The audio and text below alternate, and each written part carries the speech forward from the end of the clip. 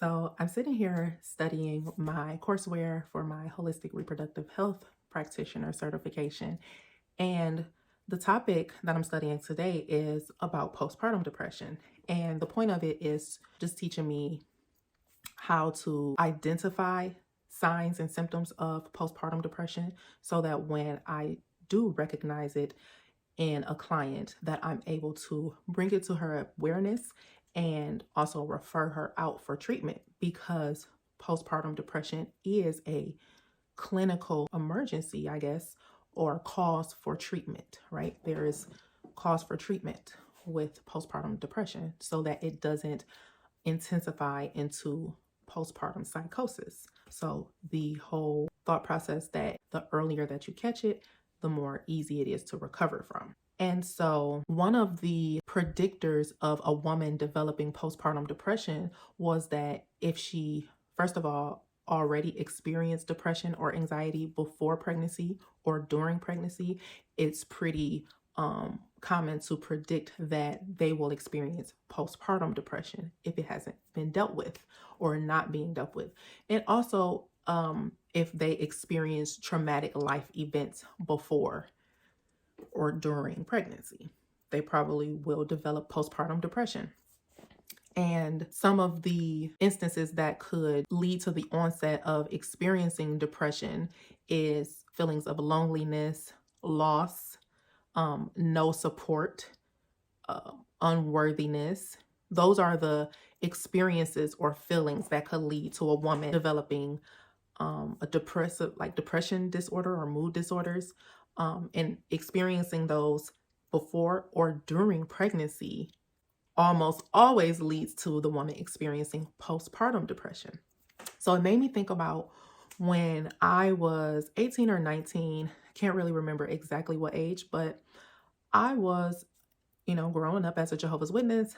I was a baptized 18 or 19-year-old, and I was fornicating, what we call fornicating, having sex without being married. And I made a common mistake that 18-year-olds make, having unprotected sex and getting pregnant, right? I made the same mistake that my mother made. I know it was a mistake. I'm sure she did not plan to get pregnant at 18. But I made that mistake and I had an abortion though. I did not go forward with the pregnancy. And I can be honest and say to this day, I am thankful that I was able to have an abortion. I'm grateful for that because my eyes were open quickly to who I was dealing with and that it was a total mistake that was made from lack of knowledge and awareness. Okay. And I'll leave it there.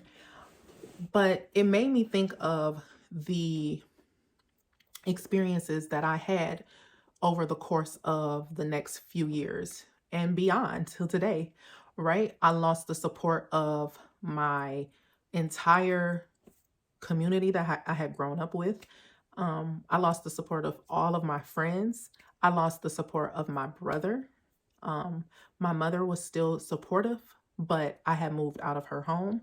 And so it was only limited support, very limited to support because I was not welcome at her home.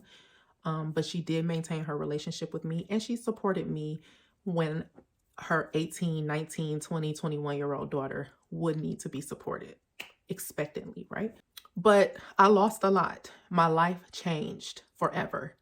I experienced lots of emotions and feelings that I did not allow myself to truly acknowledge and allow to just acknowledge and process them. I didn't allow it because I didn't know how to, mainly. And I just ignored it and I pushed it to the side and I kept going with life because you got to keep going with life, right? You got to keep going. I never had any thoughts or feelings of not wanting to be here. Never experienced that. I always was in the mindset of, okay, we just got to keep going. Okay, let's just get past this. I'm still that person to this day. What am I going to do? But just keep going and keep trying. So just thinking about though, if I would have kept my baby, all of those feelings that I buried probably would have come bursting out. after a while. I know how I am. When I bury something for too long, oh, it blows up right in my face and everyone who's close to me. And so, like I said, just thinking about if I would have had the baby, how would my experience have been? Because I'm sure I wouldn't have had the support of the father either. What I retrospectively probably would not have had that support, if some limited support. But I know that it would have been all on me alone. And I'm married and I have 2 children and my husband is very present, and I still feel overwhelmed with how much is on me as a mother, a wife, a woman who has her own needs. It's a lot of responsibility, even though I have full support at home. All right. And so I just think about how that time would have been, who I would have been, and probably how bad it would have been for me and for my child, whether it would have been a boy or a girl. And I just think about, like, is that the proper punishment? Like, I got disfellowshipped after that, right? After I had the abortion. But of course, if I would have kept the baby, I would have gotten disfellowshipped also, right? So I would have lost the same support, and I probably would have been I know I would have been a single mother. And just, we can, all single mothers don't fail, but a lot have a really hard time that really alters the trajectory of their life, right? And not for the positive all the time. Most of the time negatively. And like, is that punishment from Jehovah? Is that discipline from Jehovah really the Jehovah that we learned about? I will be transparent. I no longer believe in Jehovah. I do not believe in God as I was taught to believe.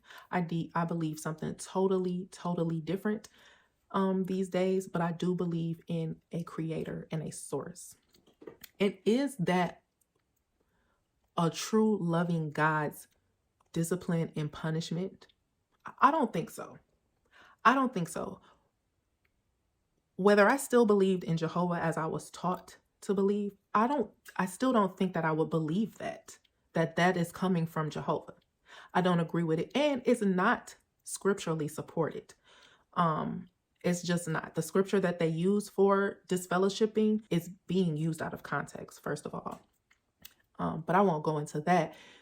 But that alone is not a loving provision. And I think that if you don't see that,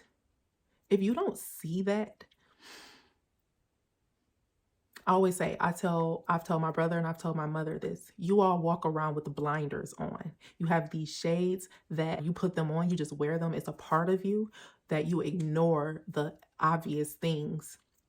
And the cop out is, this is loving provision of Jehovah's. And who is Jehovah to you? Because, like, have you thought of that? Have you thought of who is Jehovah really to me? Aside from what the Watchtower tells me Jehovah is, or who the Watchtower tells me who Jehovah is, who do I think Jehovah is when I read the Bible? And it's hard for me to believe that you believe that Jehovah would do this to his creation, whether they are a part of the organization or not. They are still children of God, right? Because only God is the creator, right? I didn't totally understand everything when I was a Jehovah's Witness, but I don't think that Satan had the ability to create souls. I know he had the ability to influence, but I don't think he had the ability to create. So any human on this earth is a child of God. And just because they are not a part of his organization, or they broke a rule or left it, it's still a child of God. And why would this loving God that we learn about, and all knowing, right?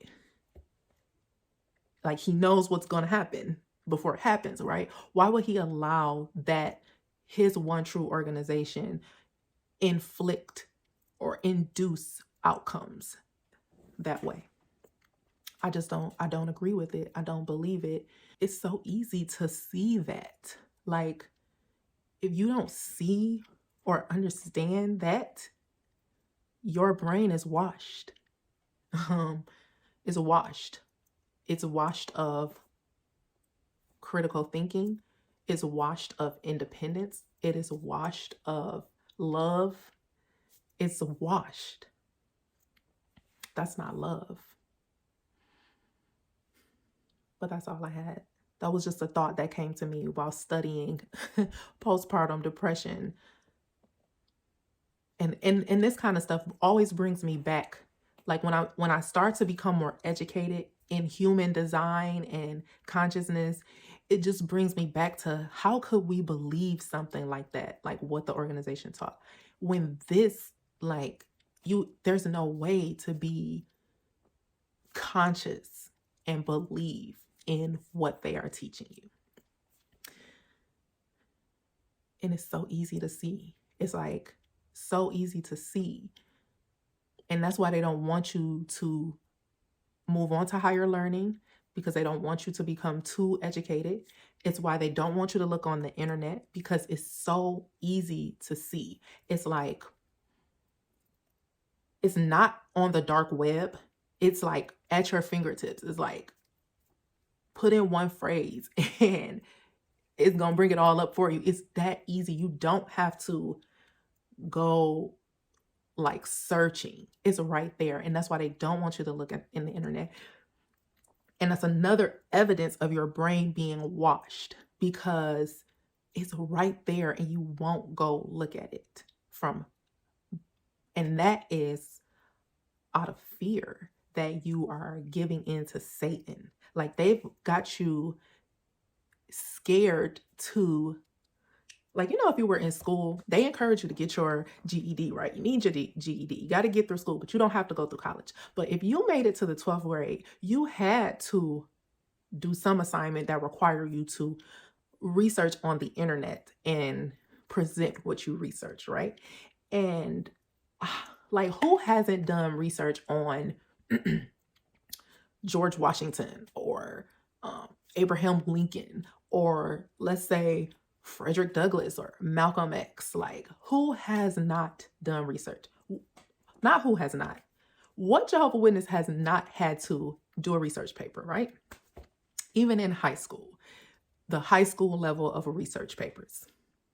And you can find any information you want about game-changing white men in the 1800s, okay? You can find their whole life story on game-changing white men. When I say that, that includes Charles H. Russell and Judge J.F. Rutherford, right? You can find their entire life stories on the internet, just the same as you can find anybody else's Christopher Columbus life story. Okay, we're going to go back that far, right? It's right there at your fingertips. And that's why they don't want you to be on the internet, because it's so easy to find. And when you find it and you see it, it's very easy to put things together that, oh, you know what? This is not an organization that the Jehovah I know would name as his one true religion. Yeah, no, not started by that man, and not by that man that took it over. No, that wouldn't be the case. It's like the puzzle pieces get put together. It's like you can't see it when you're in it, but when you step outside of it and the puzzle pieces are all put together, you can see the picture now for what it is. And it's like, oh yeah, this ain't what I thought it was. This ain't what y'all said it was. That's not it. That's exactly what happened to me when I wasn't even looking for it. It just fell into my hands, at my thumbs. It fell into my thumbs, and as soon as my first wake up was when I watched the testimony of the two different governing body members during the CSA, I don't know, trial or whatever in Australia. That one video alone, I had never watched any apostate content before in my life, and I had been gone for 10 years. I had never watched anything. I wouldn't dare, because, I always thought of them as I always thought of apostates as these mean, crazy people. And like, I'm not that person. I don't do drama. I don't need drama. I'm just gonna move on. I'm just gonna keep going, right? So I never looked at apostate material. That was the first thing that I had ever seen. I had seen like the trailers to documentaries on the TV before, or like a news station or something before, that talked about, oh, these people used to be Jehovah's Witnesses, and again, oh, those are apostates, and I'm not watching that. Like, I always dismissed that stuff, even during the 10 years that I was gone and I knew I would never go back. I still just wasn't interested, because that's how my mind was still influenced about others. So I just had a little like aha moment too when I realized that. But that's a whole nother topic of conversation. But so the first thing that I had ever really gave attention to was the testimony. And I said, oh, like, I don't even we never used to see governing body members. So of course I'm about to watch them on this testimony, like, what they talking about. And that right there had my mouth on the floor and my eyes were large. And I was at work. And I just was like upset and appalled. And how dare, like, this is all lies and it's all fake. And they know what they're doing. It's that easy to see it once you see it. It just clicks. Everything clicks, like, this is not what they said it was. And that's why they don't want you on the internet. And the only thing that's going to keep you from it, like I said, I was gone 10 years and I still wouldn't watch stuff like that. The only thing that's going to keep you from it is fear that you are essentially letting Satan win and basically giving your life to the devil. That's essentially what you're scared of. Yeah.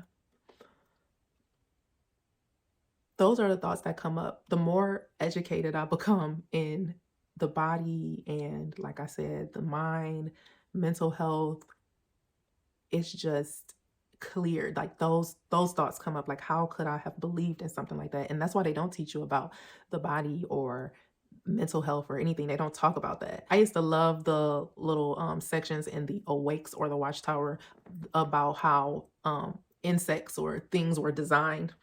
Other creations from Jehovah were designed, but they never talked about the human body or the human mind, because can't get you to understand that. Because once you understand your body, once you understand what mental health is, you realize that you